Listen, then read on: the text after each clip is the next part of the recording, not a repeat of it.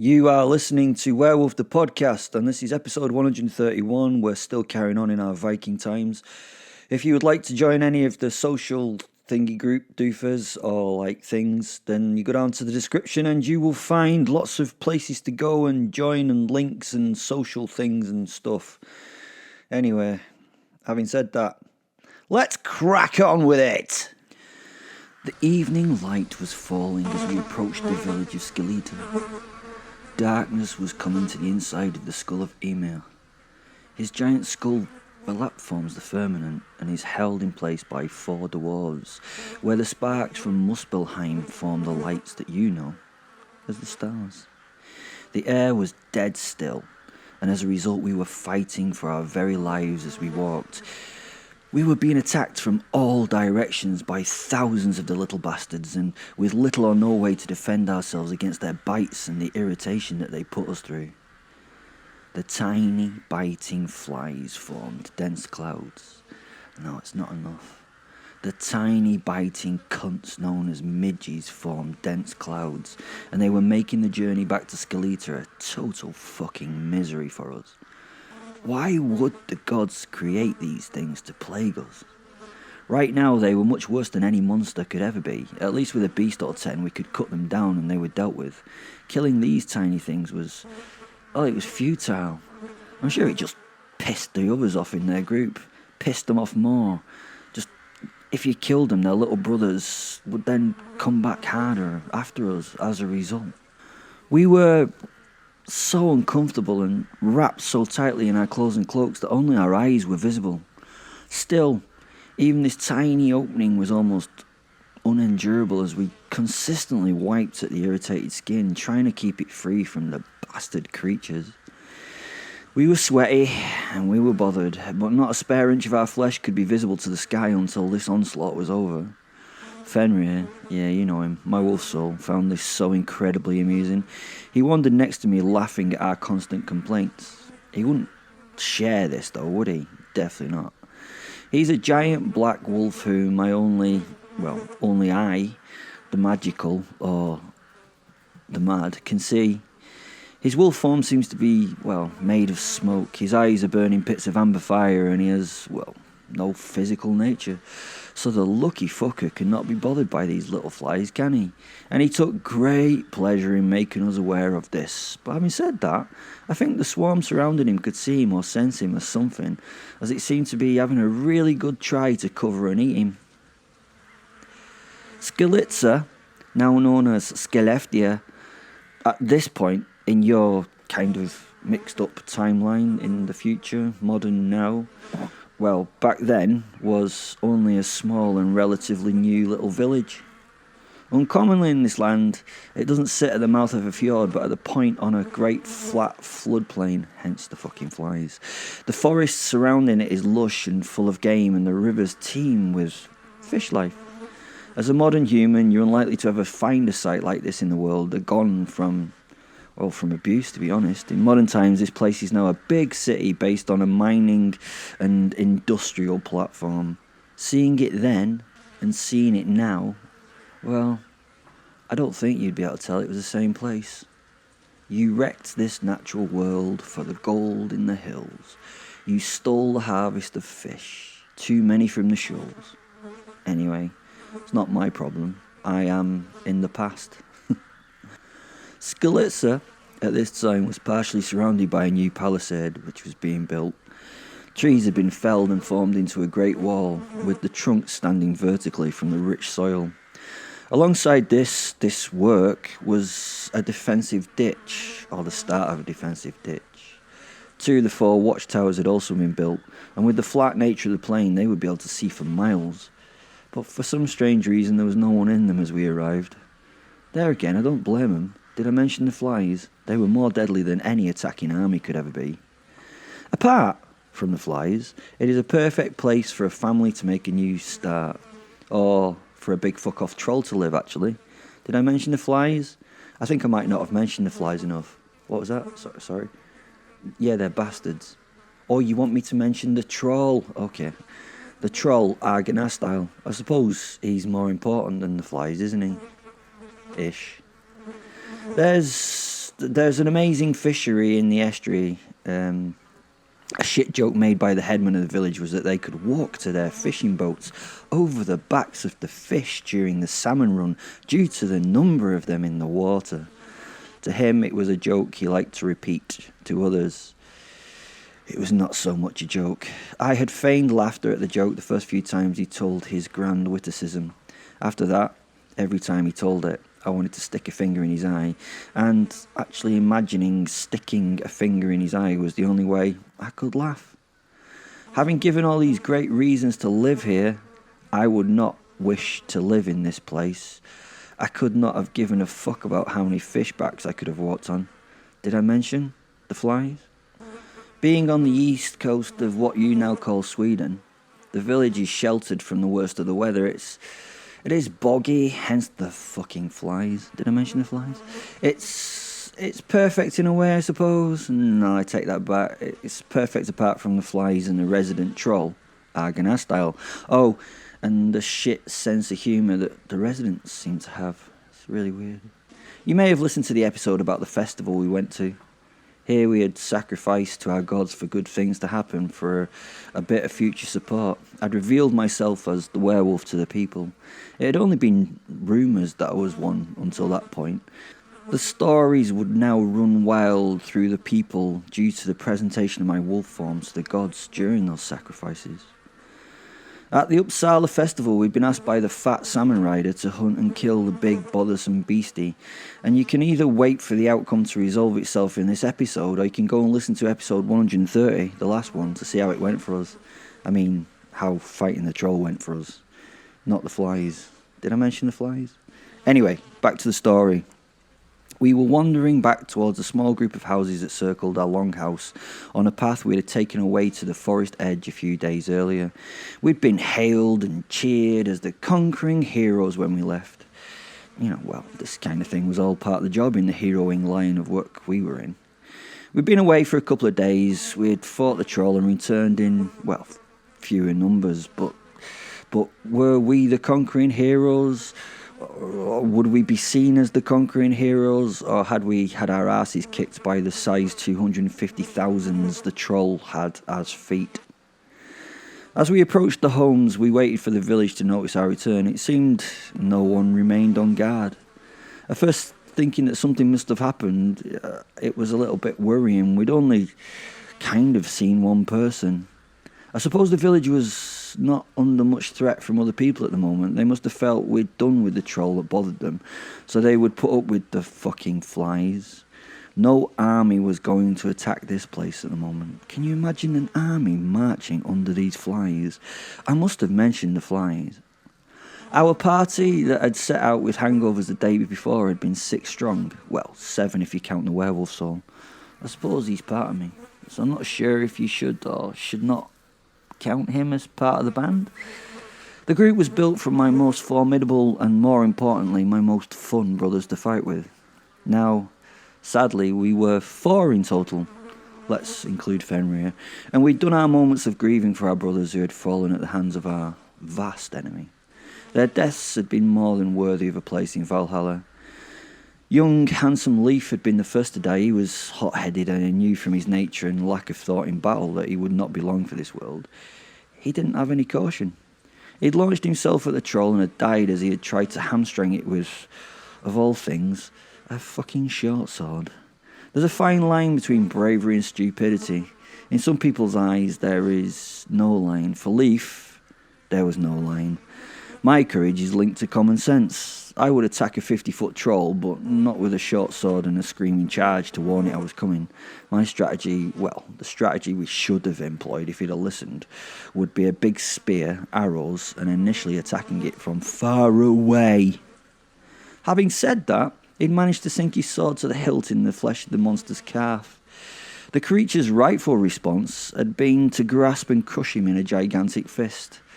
I can still hear the horrendous scream before it was stifled by the crunching closing hand that had, and then I'd seen and heard the purified leaf squirt from between those tree trunk-like fingers. It was a brave action and worthy of Valhalla, not Not sensible, no, but courageous and worthy of a seat at Odin's table. Not many men die at the hands of a creature like Argonastyl these days. There are not really many of these giants left in the land. His death was beautiful and he would get a great reward, but I would miss him, his wit and his energy. Finn and I said a few words, hoping that Odin would listen and pass them on to the dead man. I wished him a safe journey and looked forward to sharing a drink with him again when I arrived to take my seat with him. Njal and Skarl had been the next to fall. They'd not even had a chance to strike before they'd been crushed by a tree that the troll was using as a weapon against them. Yeah, that was right. You heard it right. A tree. The tree had been used as just a gigantic weapon, a gigantic birch tree in this case. I'd lost them in a cloud of dust that the troll had created by throwing the massive clod of the tree's root ball at them. Trolls were supposed to be stupid, weren't they? Argonastyl showed a lack of trollishness as he and the men disappeared into that cloud of dust. All I had to know that they were dead were the cut-off shouts and yells after the trunk wielded by the troll had been lifted and brought down to, I assume, crush the men to death. I would never know quite how they died, but their bodies had been puddles after the event, puddles of crushed flesh and bone. They'd been brave and faced overwhelming odds. The troll had outthought us. One of my problems, you see, is being an amortal werewolf is I tend to underestimate others. I don't really usually have to worry about the chance of dying too much, so why bother? I'd not considered that Argonastyl would be both gigantic and clever, just gigantic. Their deaths probably were laid at my hands a little, but the death of others comes with a leader's job, and to be honest, they'd gone to a better place, so why should it bother me? I would look after and feed their families. That's a promise. And Njal's wife would be free to give herself where she wished again. I know it sounds like a lack of respect for the dead, but why waste a beautiful opportunity like Njal's wife? Courageous deaths like these are wanted by us Norse. The three men's fates had been met that day. The Norns, the three weavers of fate, had finished the men's respective stories that day here on the plain of Midgard. Don't get me wrong, it was by no means the end of the tale for them. A new story would be theirs as they went on to their next adventures in other realms. I would meet them again when I made that journey myself. Only time separated us in reality, and drink and stories would be shared on our next meeting. It excited me to think that I would meet them again. I personally wanted my story to last here on this plane. Finn and I were going to rule it, all of it. I must admit a slight sense of envy of the three dead men. Had the Valkyries lifted them upwards? Tonight they would be welcomed into Odin's hall, and tomorrow they would take the field against thousands of other brothers for the fight between and before the evening's feasts. They would meet old friends who were there. Many of my brothers had already made that journey. They would see Kendra again, the slave girl I sacrificed to serve Odin's plate. I was genuinely jealous of their journey, but it wasn't my time to go yet. I had work here to complete before I had a chance to go on. As we got closer to the village, a young boy who had been tending a cow hailed us and then ran to the stockade. As he ran, he was skipping and singing, and there was a sense of happiness there. That was nice. We were bringing happiness and a good story to tonight's hearth, and it would be an evening of celebration and merriment with the people of the village. Little did they know the reality of what news we actually brought. The village people met us as we entered and passed through the gates of the half-built timbered ramparts. Now, remember the date here, we're talking in the 900s, so we're not mentioning the 1970s disco band, but those people who populated the village people. They came cheering and clapping at our return. The chieftain of the place took the lead, smiled and clapped along with his people before waving them into a silence. I could sense he liked the sound of his own voice. He would somehow make this about him. He started what seemed a pre-prepared speech, thanking us for our bravery and for ridding them of the troll. I would like to offer my thanks to Thorstein Wolfsoul for ridding us of the foul beast that was threatening our village. I did not doubt that he and his brave men would be able to destroy the monster that would take our fish, our homes, and our lives. I could see what he valued most. Fucking fish. He took an orator's breath and paused. He kind of had some charisma and knew how to work the crowd, and he just stood and waited for the murmurs to fall away before he spoke again. I would have wished I could have joined them in the fight, but you know what it is. I was meant to stay here and protect you all. Again, there was a dramatic pause as he waited for the grateful crowd to settle. My people, I had to stay and protect you from any other threat that the world may have thrown at us. It makes my blood bloody boil that I was not with those brave fellows. I would have wished to be there and cleave the very head from the disgusting beast with my sword belly ripper. I'd have loved to have done that myself. Ulrich laughed at the man. I could see this throwing the chieftain for a moment before he drew his weapon from his wide, girthed, really fat-girthed belt. He managed to get himself together and ignore Ulrich and waved his short sword above his head to the cheers and shouts of the thankful crowd. This went on for a while. Did these people believe this bullshit? Finally, with a false humbleness, he signed the gathering into silence as though he'd not set up the whole thing and was now acting embarrassed by being the centre of attention. The fucker. Ulrich spat on the ground and laughed. His body language showed what he thought of the fat chief, and it was not a great thing. Ulrich now leant on his pommel and smiled at me through bared teeth. I smirked. I know what he wanted, and I nodded my approval. This was going to be fun. My second favourite thing in the world was confrontation, and Ulrich was building it here.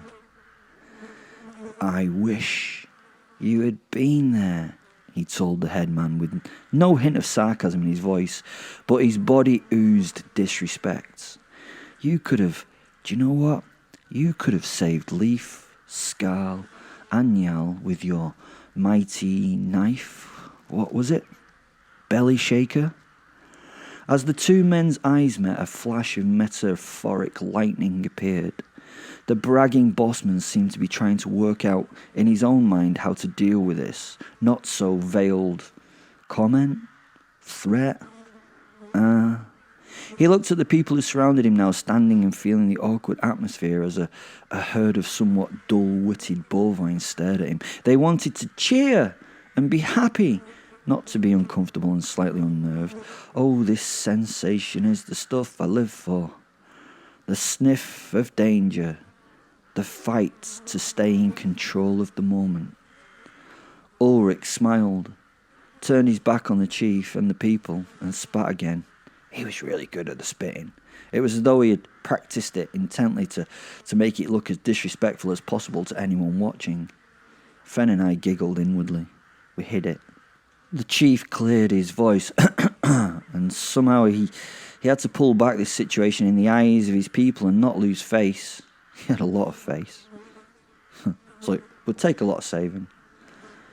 I do wish we had not had to rely on your bravery, but we are few, and my work is to protect those here and now, while mighty heroes such as yourself do not need to consider the defence of others.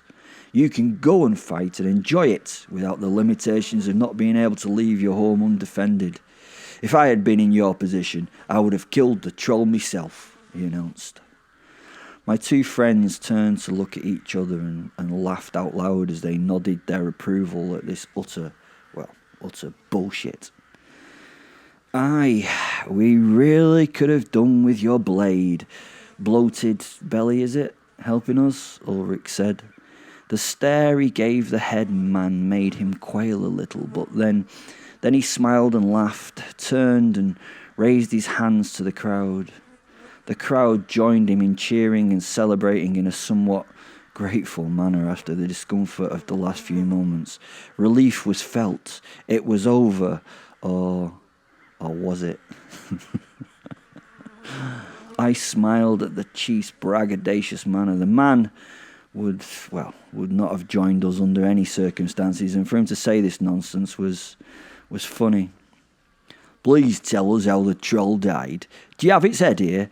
I would have brought its head to show the people if I'd killed the giants." Another cheer from his would-be worshippers. I smiled and shook my head. "Its head was as large as yours," I said to him.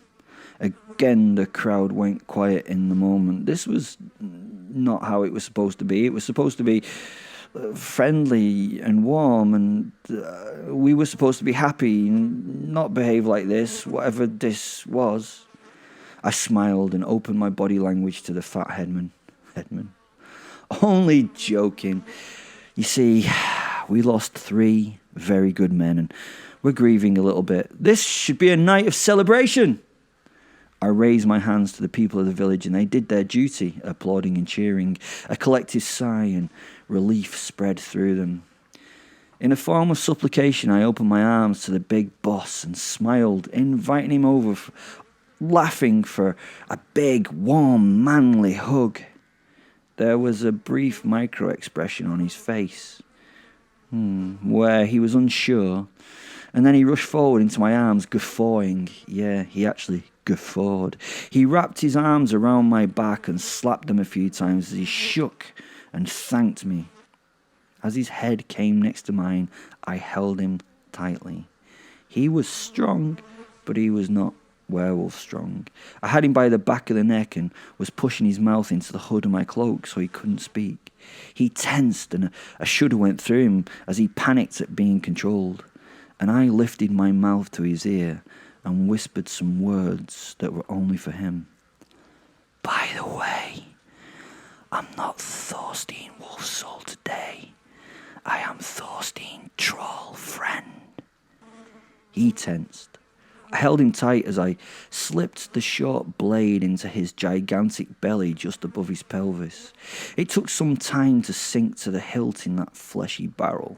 He sighed and fought to pull away, but he couldn't. I held him. He could not scream in disapproval either as I stifled his yells and those screams in the hood of my cloak. I watched the people surrounding us as this played out. They just saw the big man enthusiastically thanking me. His large, fat body hid the reality that was the blade deep in his fat guts. I slowly slipped the knife up from pelvis to his solar plexus. As it moved up that body, I started to feel the ropes of his guts against my hands as he screamed and shook into my hood. He tried to use both his hands to force himself away from me, and he was strong enough, so he made a small gap between us and looked into my eyes, his eyes full of hurt, his face a few inches from mine.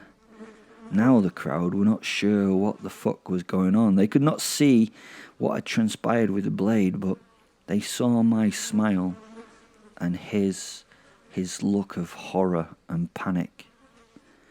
I kissed him on both cheeks and took my hands to his shoulders and turned him around to the crowd, holding him up for them to see. The man's gigantic guts had emptied into his hands, and he tried desperately to hold it in.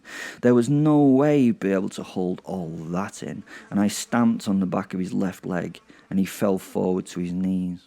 I supported his body by holding his hair so the entire village population could see him in all his gutless glory. He now screamed openly to the heavens and lost the battle with holding the slimy entrails that looped now onto the ground, and then something broke inside him and fluid and partly digested food poured over the ground. "It did look like he had the guts to join us after all," said Ulrich. The crowd was stunned and did not know really what to do. They just stood there. They looked at the dying chief. Holding the hair with my left hand, I brought the blade I had to cut him open with to the side of his neck and started to slice into it. The knife was duller than I'd hoped, and it took a little too long to hack to his spine, and once there I had to separate the bones of his backbone and then continue to cut to remove his head. The immense body finally fell forward into the morass of blood and guts. Now I held the head as in presentation to his people. "The troll's head!" I shouted as I threw the head into the press of bodies and charged forward, drawing my sword to cut through the first 2 people in my way. After the killing, it wasn't a fight, it was a killing. We sat around the fire in the big man's house. It takes a while to kill that many people when there are only 3 of you. Think about it. You've like a village of 150 people and just 3 of you.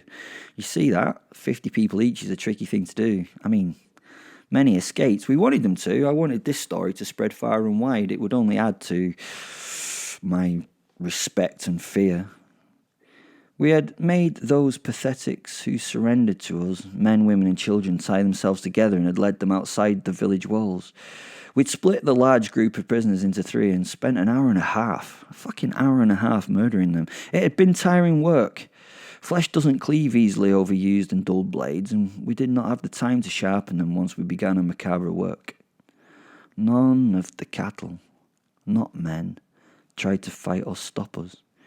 Even the cowardly men allowed us to kill their women and children in front of them without a voice. They just cried and asked us to stop. How weak and pathetic these men were. No, they're not men. They're not worthy of that title. By the time we'd finished, our blades were dull and our arms were tired. We drank in silence in thoughts of the day. That evening, tired but happy, I got to raise a cup to Ulrich and Vanya. Fuck the midges, I laughed. Thanks for listening. Come and join our Facebook group on Facebook. There's a link in the description below. And, of course, as with all these things, remember, I love you. Bye.